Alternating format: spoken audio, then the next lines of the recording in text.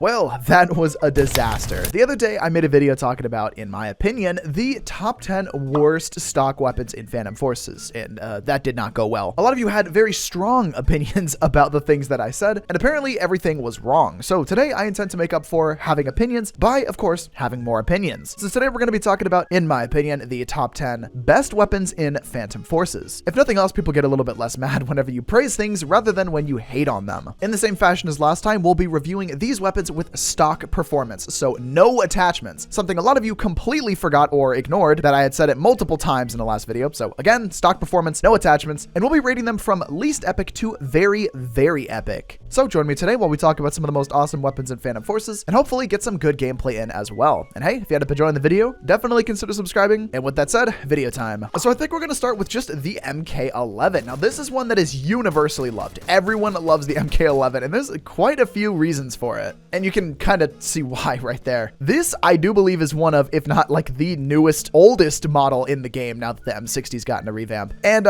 yeah, it's just very dated. So there's a lot of nostalgia in it for people, but not only is there a lot of nostalgia for this weapon, it also has some I'm okay. It also has some very nice stats that go with it as well, having 45 damage out to 110 studs, and with the torso multiplier giving you a 2-tap torso out to about 130 studs, and a 3-shot kill to torso or limb out to maximum range, as well as 2-tap headshot out to any range as well. So again, by default with no attachments, it's just like good stats wise. Not only that, but it also has a pretty decent fire rate for a DMR at 330, and it actually works pretty well, I guess, as long as you kind of like sync up your clicking to like the actual fire rate and you don't click too fast. Plus you also get a 20 round magazine, which for some weapons is not much, but for a weapon like this that does as much damage as it does, it's good. It's good. It's got low recoil and just overall is a super fun weapon, especially for something being unlocked at just rank 3. The next weapon on the list, which also is unlocked super low at just rank 2 of all things, is going to be the M14. And just by taking a quick glance at the damage, you can see this is a monster. I'm a little bit biased because I did love using this thing back in the Black Ops 1 days as well. And while it's definitely different than it is in that game from many, many moons ago, it is a super high damage, super high fire rate battle rifle, and with pretty chaotic recoil that's actually pretty manageable.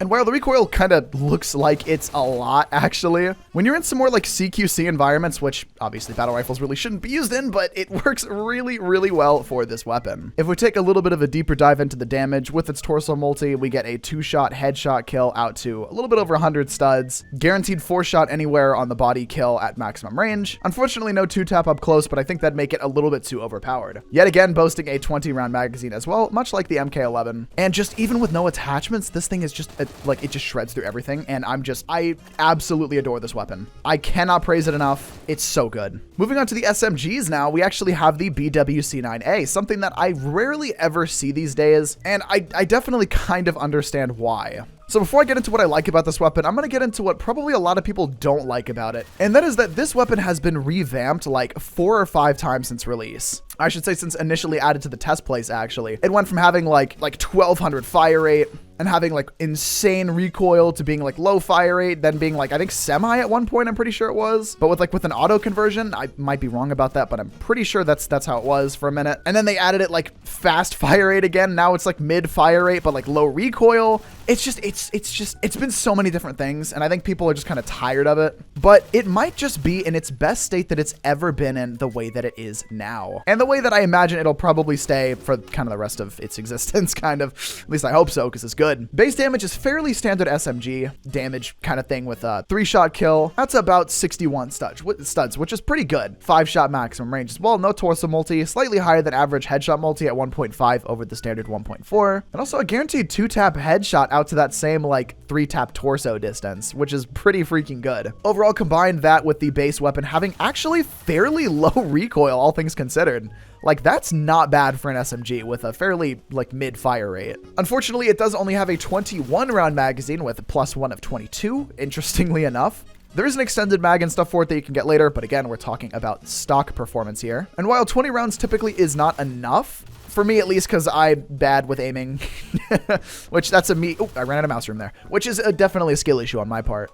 20 rounds feels, or 21 rounds, I guess, feels like it's actually enough. I rarely do I say that on like an SMG, but 20 rounds feels like it's enough on something this punchy. It also does come with a semi-auto conversion for free, which ups the fire rate a good bit, interestingly enough. So I don't know if they're incentivizing you to use a macro with it or something. Like I don't know a scenario where someone's going to be able to click that fast, but sure, say if you want it. But otherwise, yes, default weapon is pretty freaking nice. One of my favorites in the game, and I praise it constantly, has to be the AK-74. It's definitely just about, if not my favorite of all the AKs in the game. And I love it. I can't get enough of it. God, that guy's got that banjo is huge. I guess we'll start with this, where we start with most of the weapons here, especially since the match just ended. And that's going to be with the damage. Now, damage is solid on this. 3 shots anywhere on the body, that's about 76 studs, 75 studs-ish. And that's good. That's really good. It does have a fairly mid fire rate at 650, but I mean, it's an AK. That's kind of what they usually sit at. And default recoil, while it looks a little bit jumpy, is extremely decent for how much damage this thing packs. I mean, you can just see right there. That's pretty good. It is a little bit higher of a rank, being unlocked at rank 74, but it's something that I think pretty much anybody can save up and pre-buy if they'd like. And it's definitely one of the like best weapons I'd recommend that people pre-buy. It's just good. It's just always good, no matter what you do to it. I love it. I love it so much. I literally cannot praise this thing enough. I can't. It's so good. Anyway, yeah, like probably one of the best weapon in the assault rifle category, in my opinion. I love it. Okay, moving on, because otherwise I won't shut up about it. Something that is equally as decent. I'd say these are pretty much interchangeable between the OTS and the AK-74. And that is going to be the OTS 126, unlocked at rank 48 in the carbine category. Looks gross, is gross, but actually has essentially identical stats to the AK-74. It's very similar, literally identical freaking damage and damage range. And even recoil as well is extremely low. It does have the layered recoil system as opposed to the AK-74, which does not, but it's like similar enough in performance and stats and everything, where again, I definitely say it's like interchangeable with the AK-74. They essentially go in the same position in my book, is how I'm trying to say it. The main downside I'd say with this over the AK-74 is going to be the fire rate, which is a little bit slower, but the thing that kind of makes up for it for me is going to be the magazine capacity of 45 or 44 with a +1 capacity. I like having a lot of magazine capacity, and for that, it just kind of works well for me. Otherwise, there's not all too much to say about it. It is similar enough to the AK-74,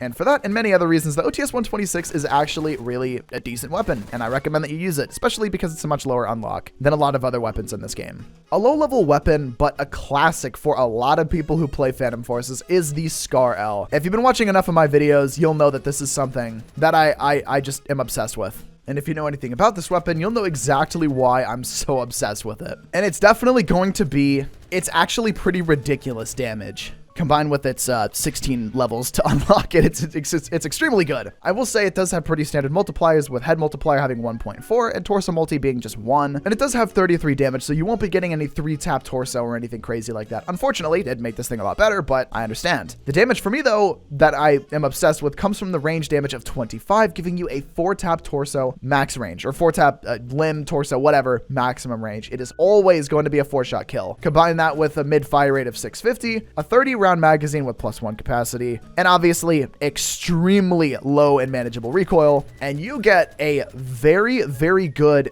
up close assault rifle. You get a very good range assault rifle, and no matter what rank you are, this is something that you can absolutely demolish a server with.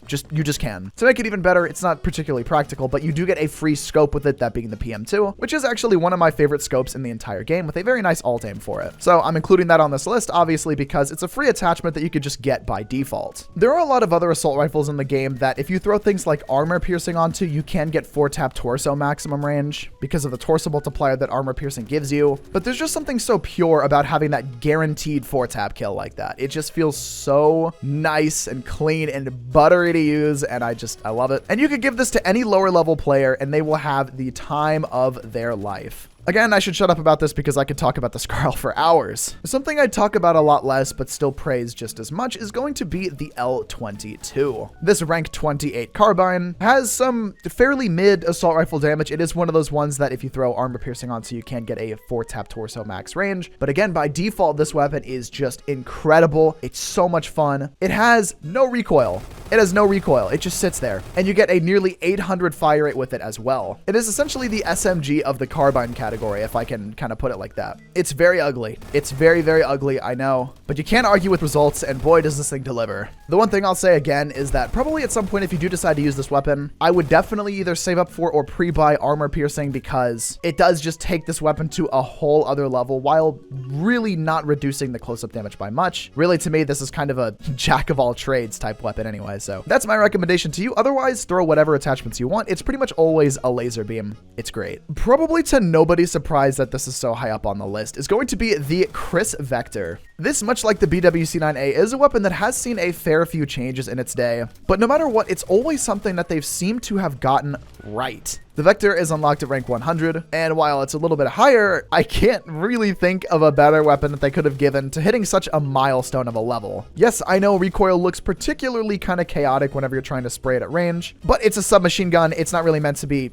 like, you're not really supposed to be sniping with this weapon necessarily. And at any like normal submachine gun type distance, it is just a paper shredder. I don't know what better way to describe it with my limited Florida education vocabulary. It also hits extremely hard, giving you 40 damage out to 30 studs, giving you 3-tap limb out to 50 studs, and giving you 3-tap torso out to about 55 studs. Unfortunately, range damage is fairly low at just 18, and even with the torso multi, it's barely under 19. I forgot as well, we also get 2-tap headshot out to about 45 studs. Very nice. It just is such a high damage dealing weapon for something that has just as decent of recoil as it has. And of course, I know this is Phantom Forces we're talking about, but much like the M14 with Black Ops 1, there's a lot of Black Ops 2 nostalgia here for me, since this was one of my favorite weapons in that game. And I don't think there's a person who would disagree with me that the Vector is one of the best weapons in the game. And if you do disagree with me, well, you're wrong. And what a lot of you might also call me wrong for saying is something that I have just been beyond obsessed with lately. And a lot of people are going to disagree with me on this. I'm going to say the Dragunov SVU. I love this thing so much.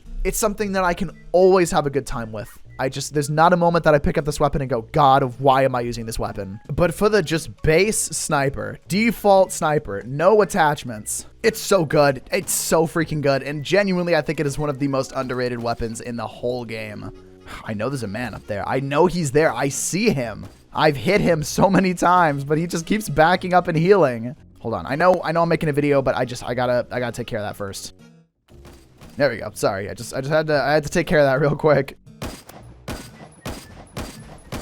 If you can't tell, one of the reasons I love this thing so much is the fact that it is a 2-tap torso. It does 50 damage to the torso at maximum range. And for a DMR, I find that extremely fitting. It's got a pretty decent fire rate of 300, which obviously isn't going to win you any awards or anything like that, but it's more than enough to help you get some really nice kills out of it. Not to mention we have a 1-tap headshot, of course, naturally, out to 145 studs just about, which, while not being the farthest distance in the entire game, is extremely good. But it's always a 2-tap torso no matter what. You got that 1-tap headshot at a really good distance. You also get a pretty decent little stock scope with it. Again, not something that's going to win you any awards, but it's something that very easily does the job and just kind of gets you some actually pretty good kills. I will say as well, you do get a default SVU backup sight, which comes free, which they're okay. They zoom in actually pretty far. They're pretty okay. I mean, I feel like the default scope's going to do you a little bit of a better job with something like this. I mean, really, obviously, it'd be more beneficial to put either a different scope or a different iron sight on this, or a red dot sight for that matter. But of course, again, because apparently I can't say it enough times, we're talking about the default weapon here. And it's something, again, that I love